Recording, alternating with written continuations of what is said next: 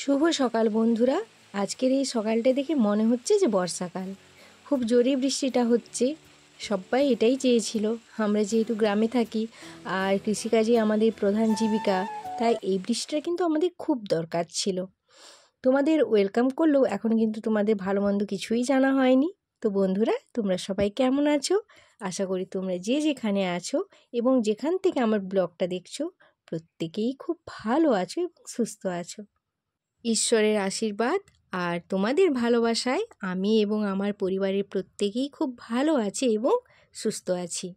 আজ বুধবার আর এখন ঘড়িতে ঠিক বাজে 8টা। আজ অনেকটাই দেরি করে ব্লগটা শুরু করলাম, কারণ সকাল থেকে বৃষ্টি পড়ছে, তাই ক্যামেরা আর অন করিনি। অফ করেই সমস্ত সকালের বাসি কাজ সারলাম। আর বৃষ্টি হচ্ছিল তো, তাই আর ইচ্ছে করলো না যে ক্যামেরা অন করি। আর সেই কারণে বৃষ্টিতে ভিজে ভিজে সমস্ত কাজ গুছিয়ে আর এখন চলে এসেছি দেখো ছাদে। অনেক দিন ধরে ভাবছিলাম যে এই মানি প্ল্যান্টগুলো ঠিক করব। আর দেখো একটা বেশ বড় লতও বেরিয়েছে মানি প্ল্যান্টটা থেকে। পাশের বাড়ি থেকে নিয়ে এসেছিলাম মানি প্ল্যান্ট গাছটা, আর নিয়ে এসে এইভাবে আমি বালি দিয়ে জল দিয়ে রেখে দিয়েছিলাম। তো দেখছি বেশ ভালোই হয়ে গেছে গাছগুলো। তো ওগুলাকে কেটে কেটে আজকে একটা জায়গায় করে রাখবো, একটা কাচের বোতলে করে এখন রেখে দেবো। তারপরে আবার ওটাকে ভালো করে ডেকোরেট করব। আর দেখো, কালকে এই প্লাস্টিকের ক্র্যাপটা বানিয়েছিলাম, তো এটাতেও কিছু রাখবো।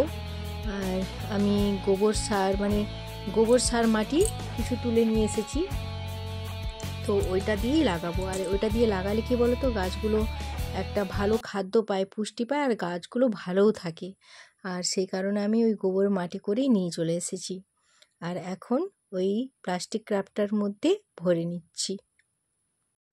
অনেকে বলে যে বাড়িতে মানি প্ল্যান্ট লাগালে নাকি অর্থ বৃদ্ধি পায়, কিন্তু তোমরাও হয়তো ভাবছো আমি সেই জন্যই লাগাচ্ছি। কিন্তু না, তেমনটা কিছুই না। দেখতে ভালো লাগে তাই লাগাচ্ছি। পাশের বাড়িতে ছিল, দেখতে পেলাম, নিয়ে চলে আসলাম আর লাগিয়ে ফেললাম। দেখো, আমি যে শাস্ত্র মানি না তা কিন্তু নয়, আমি সব কিছুই মানি। কিন্তু দেখো, শুধুমাত্র মানি প্ল্যান্ট লাগালেই কি অর্থ আসবে? তার জন্য কি আমাদেরকে পরিশ্রম করতে হবে, এটাই হচ্ছে মূল বিষয়। আবার শুধু ওই গাধার মতো খাটলেও হবে না, বুদ্ধি দিয়ে পরিশ্রম করতে হবে, তবেই তুমি সফলতা পাবে।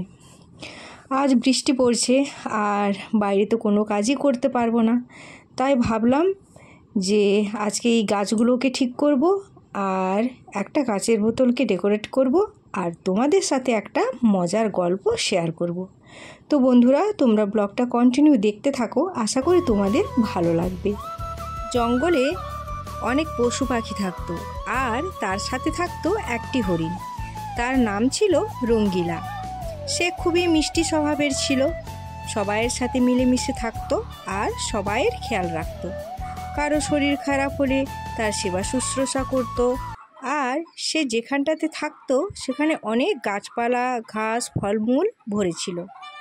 এইভাবে বেশ ভালোই দিন কাটছিল তার।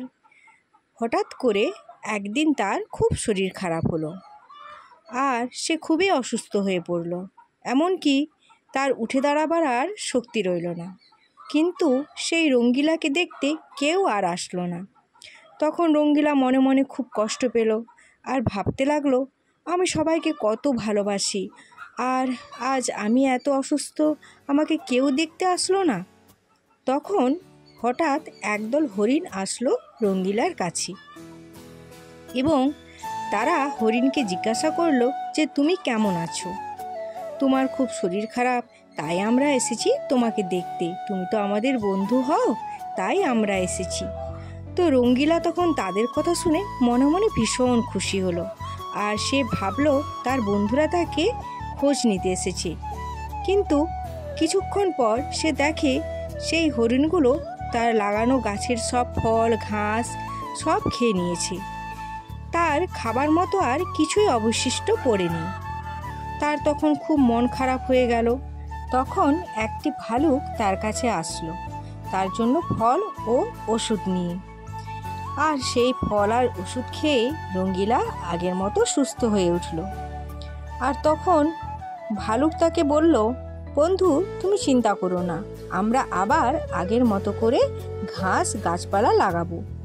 ওরা তোমার বন্ধু সেজে তোমার সব ঘাস গাছপালা খেতে এসেছিল। রঙ্গিলাও তখন বুঝতে পারলো যে সত্যি সেই হরিণের দল তার সাথে ছলনা করেছে। তো দেখো বন্ধুরা, এটা একটা গল্প হলেও এটা কিন্তু বাস্তব। এমন অনেক মানুষ আছে যারা বন্ধু সেজে আমাদের ক্ষতি করার চেষ্টা করে। সেই সব মানুষদের থেকে নিজেদের দূরে রাখাই শ্রেয়। তো দেখো, তোমাদের সাথে কথা বলতে বলতে কিন্তু আমার সব কাজ হয়ে গেছে আর ঘরটা গুছানোও হয়ে গেছে। আর এই দেখো আমি নিচে চলে এসেছি, আর এখন আমি যাচ্ছি মাঠে খাবার নিয়ে। তার কারণ কি জানো তো, আজকে বাবু নেই বাড়িতে, স্কুলে চলে গেছে, আর তোমাদের দাদাভাই চলে গেছে মিছিলে। কড়া হুকুম যেতেই হবে, সেই জন্য ও গেছে। তো মাঠে একজন কাজের লোক এসেছে কাজ করতে, তো সেই জন্য এখন আমি অগত্যা বাধ্য হয়ে খাবার নিয়ে যাচ্ছি। আর দেখেছো আমাদের গ্রামের রাস্তা, এই দেখেছো কাদায় ভর্তি। কাদা না থাকলে কি গ্রামের রাস্তা বলে মনে হয় বলো? মানায় না একদম। তো চলো আগে আমি খাবারটা দিয়ে চলে আসি।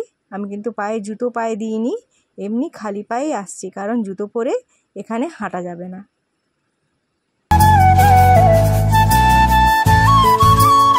দেখো আকাশটা কত সুন্দর পরিষ্কার হয়ে গেছে। কে বলবে একটু আগে কত জোর বৃষ্টি হচ্ছিল? মনেই হবে না যে এত জোরে বৃষ্টি হচ্ছিল বলে। আকাশটা দেখে এখন একদম পরিষ্কার হয়ে গেছে আর ঝলমল করছে, রোদও বেরিয়ে গেছে। দারুণ সুন্দর লাগছে কিন্তু আকাশটা, তাই নয় কি জামাই? বন্ধুরা, আমার আজকের গল্পটা তোমাদের কেমন লাগলো অবশ্যই কমেন্ট করে জানিও। আর যদি ভালো লাগে তাহলে একটা লাইক দিয়ে দিও। ওই যে দেখো মাঠে গরুটা বাঁধা আছে, ওখানেই কাজ করছে। না বাবু তো স্কুল চলে গেছে।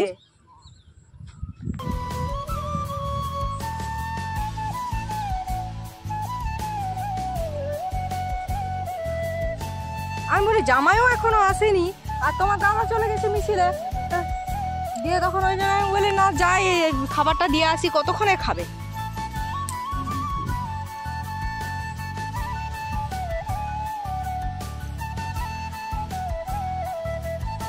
বাড়িতে এসে চটপট করে ভাতটা বসিয়ে গ্যাসে ডালটা বসিয়ে দিলাম। আর আজকে তরকারি হবে, সবজি তো কিছু নেই, মাছের ঝাল রান্না করব, আলু ভাতে দেবো, ডাল আর বাবুর জন্য একটা ডিম ভাজা, ব্যাস আর কিছুই না। আজকে অনেকটাই দেরি হয়ে গেছে, প্রায় এখন বাজে 11:30 মতো হয়ে গেছে। আর সেই জন্য আর বিশেষ কিছু করব না, আর সেরকম সবজিও কিছু নেই যে বানাবো। তো চলো আগে চটপট করে রান্নাটা করে নিই, তারপরে তোমাদের সাথে রান্নাটা শেয়ার করছি কী কী রান্না করেছি। তো দেখো এই যে আমার রান্না হয়ে গেছে, আর জামে আছে ডাল, আর এখানে আছে তোমার আলু মাখা আর ডিম ভাজা, এই যে। আর আছে পটল কয়েকটা ছিল, একটু পেকে পেকে গেছিলো, তো সেগুলো আমি ভাতে দিয়ে দিয়েছি। তো সেগুলো এই যে দেখো এখনও মাখাইনি, মাখাবো। আর আছে এই যে মাছের ঝাল রান্না, ব্যাস এই হলো আজকের মেনু। আর হাঁড়িতে আমার এই যে ভাত। তো রান্না বান্না হয়ে গেছে, চলো এখন চটপট করে এগুলো ধুয়ে করে গুছিয়ে নিই, তারপর সবাই আসলে তখন খেতে দেব।